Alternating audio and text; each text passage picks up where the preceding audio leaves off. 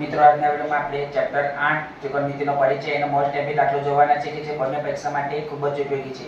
તો વિડિયો ચાલુ કરતા પહેલા હજી ચેનલને સબસ્ક્રાઇબ ના કરી હોય તો જલ્દીથી ચેનલને સબસ્ક્રાઇબ કરો અને નોટિફિકેશન પર ક્લિક કરો કે જેથી કરીને આપણે કોઈ પણ વિડિયો મૂકીએ તો સૌથી પહેલા તમારી પાસે આવે. તો આજનો વિડિયો ચાલુ કરીશું.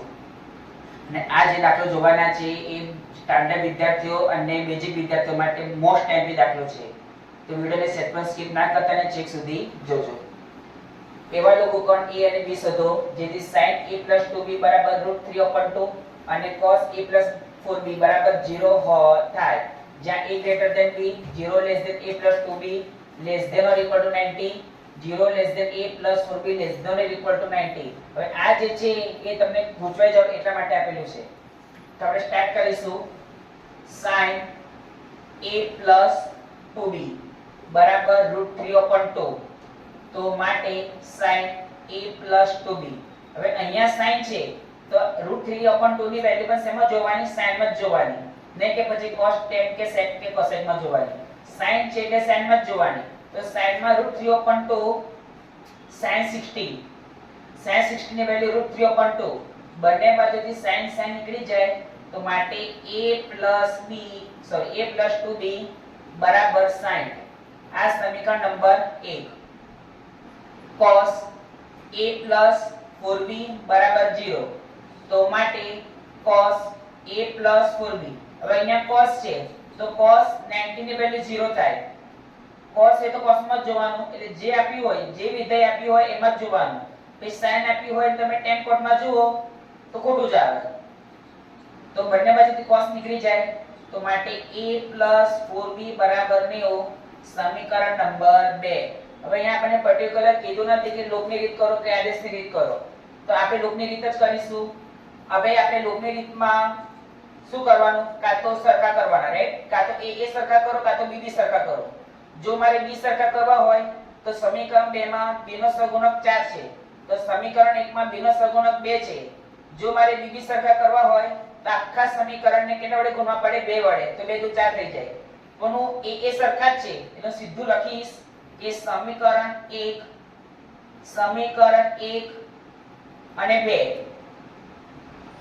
ની બાદબાકી કરતા. બાદબાકી કરે તો ચિહ્ન બદલાઈ જશે.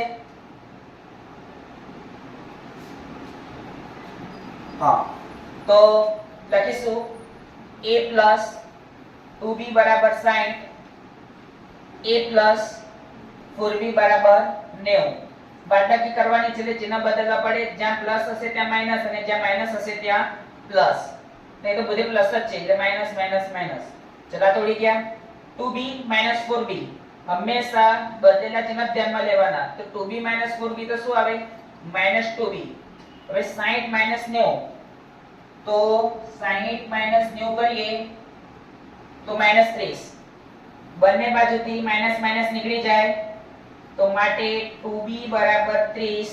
તો માટે b બરાબર, બે ગુણાકારમાં છે તો ભાગાકારમાં, 15 દુ 30. તો માટે b બરાબર 15. હવે b બરાબર 15 આયા. આ તો આપણે લૂપની રીત કરીએ છે.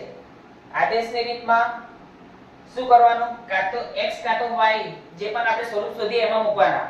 પણ આ તો આપણે લૂપની રીત કરીએ છીએ એટલે લૂપની રીતમાં તો તમે કોઈ પણ સમીકરણમાં મૂકી શકો, કાં તો 1 માં કાં તો 2 માં, જે લાગે એમાં. તો મૂકું છું સમીકરણ 1 માં. તો લખીશ કે b બરાબર 15 એ સમીકરણ 1 માં મૂકતા. તો સ્ક્રીનશોટ પાડી લેજો અને પછી જોઈ લેજો. એટલે હું આટલું ભૂસી કાઢું છું. તો સમીકરણ 1 છે a + 2b બરાબર 60.